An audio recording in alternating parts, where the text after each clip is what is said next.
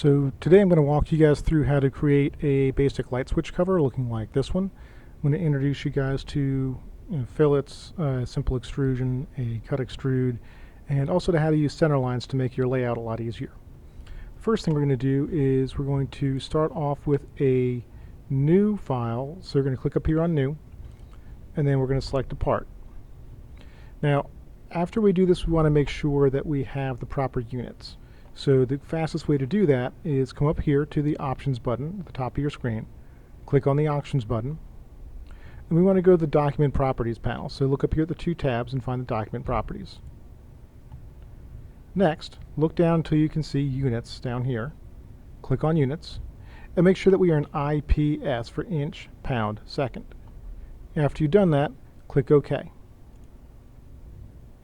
Now we're going to go ahead and start the first shape for our part, which is going to be a rectangle. So what I want you guys to do is go to the Sketch tab up here on the top in your Command Manager, click on Sketch, and then come over here and make sure that you highlight the front plane so it turns orange like this, and then click on that. And this way we're all drawing in the same plane. Next up, we're going to use a rectangle. We're not going to do just any rectangle. We're going to use the center rectangle. So to start with that, we're going to click up here with the rectangle tool. And you notice if you click this little arrow over to the side of it, you get a drop down with a bunch of different options for rectangles. We want the center rectangle, so select that. When you do, you'll notice that over here, you can see the different types of rectangles. And currently we have the center rectangle selected here. The first click is going to be the center, and the second click is going to be one of the corners of your rectangle. So move your mouse down here. And you'll notice you should get an orange dot when it centers over the origin, saying it's going to snap to that point. Move your mouse there, click, and release the mouse button. Now your second click is going to set the basic proportions of your rectangle. So just bring it out so it looks more or less like this. Click, and that will finish the rectangle. Now notice that my pointer is still showing the center rectangle tool. So to get rid of that, I can either press Escape on the keyboard, or I can come over here and click the checkbox to close the dialog. Now we need to dimension our rectangle. So we're going to start off by going to your Smart Dimension tab. You go to the Sketch tab and click Smart Dimension. And then we're going to click on the two side lines. We're going to get this line here, and then highlight this line so it turns orange, and click on that, and bring that down. And our piece is going to be 2.75 inches wide. Now we're going to click on the bottom and the top, and click over here on the side, and we're going to make this 4 inches tall. Now the reason we're using a center rectangle for this instead of a plain old rectangle is this will keep the origin at the middle of our part, and that's going to make things a lot easier for us in some of the later steps. Well, we've got the basic shape done now, so we're going to go ahead and extrude this. We're going to go up to Features, and then select Extrude Boss or Base. And then I want you to change the thickness to 0.25, because that's how thick the light switch cover is. It's 1/4 of an inch thick. We're going to leave this as blind for now, and then click OK. So now you have your base feature, which is the first feature that everything else is, well, based on. What we're going to do now, you can spin around and look at it a little bit if you want by holding down the mouse wheel like a button and moving your mouse. But let's make sure we're all back in the same view. So I want you to click up here on the view selector, and then let's go to isometric or trimetric. Now we're going to go ahead and round off these corners because your light switch cover has rounded edges. So you're going to go to the Features tab, click on Fillet, change your fillet size to 1/4 inch, so 0.25, and then click up here in this blue box and let's select all the faces we want around. We just want to get the edges on the front side. Don't click the corners here. Well, that's going to round it off. We don't want that. So you want these two edges, the bottom edge, and the other side edge. When you're done, if you don't move your mouse, notice how it shows a cursor with a right click on it. If you right click, that's the same thing as hitting OK. So you can either not move your mouse and right click, or you can go over here and click the checkbox. Notice you now see like Boss Extrude 1 and Fillet 1 over here in your Feature Manager. The next step is we need to hollow this out. So we're going to go to Shell on your Features tab. It's right up here. Click on Shell, and let's set the thickness. In this case, our light switch cover is 1/16 of an inch thick. And I don't really remember what that is in decimal. So I'm just going to type 1/16, like 1 divided by 16. And then SolidWorks will do the math for me. I'm also going to click Show Preview so I can see what's going to happen. And currently, if you notice, it's making it hollow, but it's not opening any sides. And if you look at your light switch cover, you'll notice that this side here in the back should be open. So click on that side, and now it'll adjust it and open up your shell on that side. Once you've done that, click OK, and now your cover should look like this. At this point, go ahead and save your work to your student drive and call it Light Switch Cover with your initials at the end.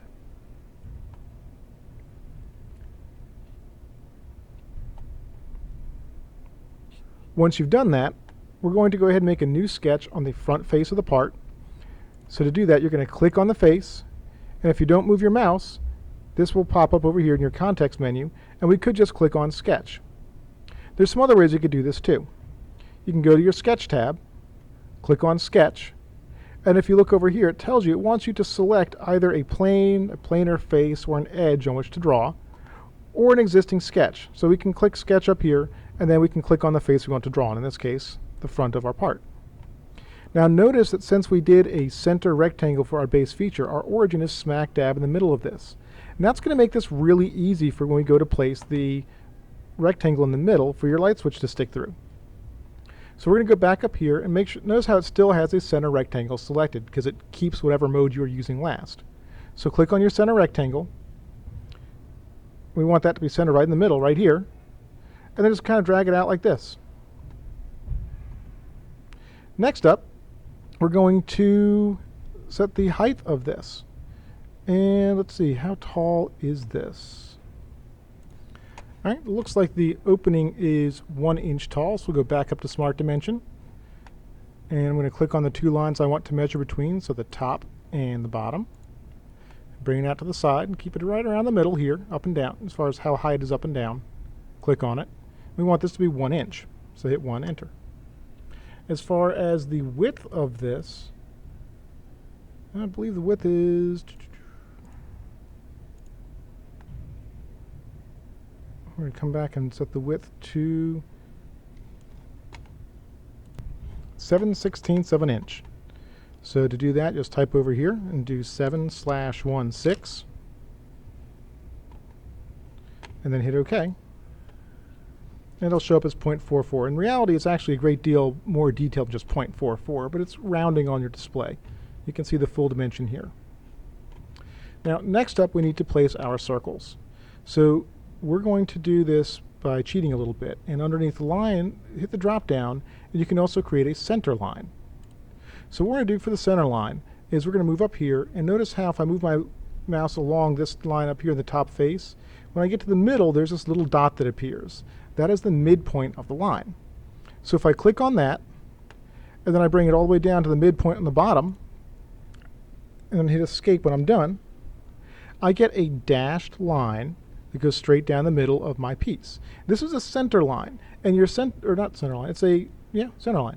And your center lines are going to be like a reference. They're kind of like construction lines to help you plan things out. It's not going to actually cut or extrude this line, but it makes it really easy for us to position our circles. So now click on your circle. Make sure you have the first type, just the regular circle selected. And when you click on it, make sure that you click somewhere on this line. And go ahead and just set the size for it to whatever looks convenient for now. Do the same thing for the bottom.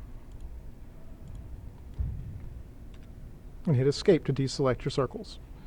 Now, you'll notice that I can grab the middle of the circle, I can drag it around, I can move it up and down on the line, but it won't let me move it left to right, which is great because now we know it's centered on the front face. We don't have to measure how far it is from the side anymore.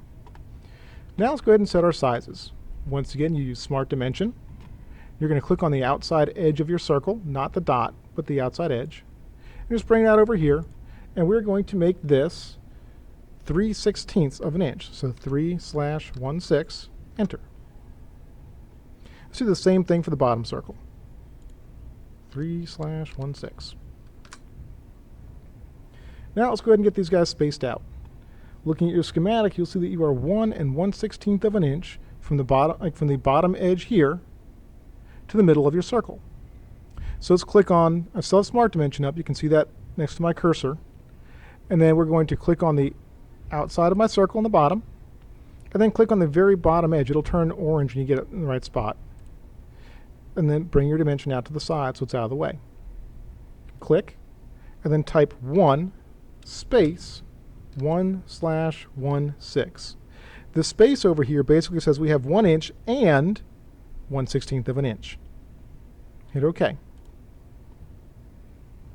Now we need to set how far apart the two circles are. So I'm going to click on my bottom circle, click on my top circle, move over here again, and this time it's going to be 1 7/8. So 1 space 7/8, which you could also type as 1.857 inches. You'll notice now that everything on our sketch is black. So my circles are black, the rectangle is black. It's all good. Everything's locked in place. So if I exit my dimension by clicking the check mark, I can go to try to drag this and nothing will move. It's all locked into place, so it's all great. Nothing will move by accident. So now I can go back to features, and we're ready to cut this out. So I'm going to go for an extruded cut. And if you notice, I already selected everything that we did before. And let's just change this from blind, because we're not sure how thick this is going to end up before we're done. Let's just tell this, hey, cut through everything. So we're going to change our end condition from blind to through all, and hit next. And there you have it. Your light switch plate cover is done. Don't forget to save your work to your student drive. And let's go ahead and let's double check that you saved it. If you look up here, there should not be a star. You'll see the little star right up here. That means I have not saved my part. So I'm going to save as. Let me go to where my drive is. I don't really have a student drive like you guys do. And I have a folder in there for CAD. I'm just going to call this switch cover and put my initials. And hit save. Once you've done that, the name should change, and there's no more little star up here saying that it's not saved. Thank you, and hope you had a much better time with it this way than you did last time.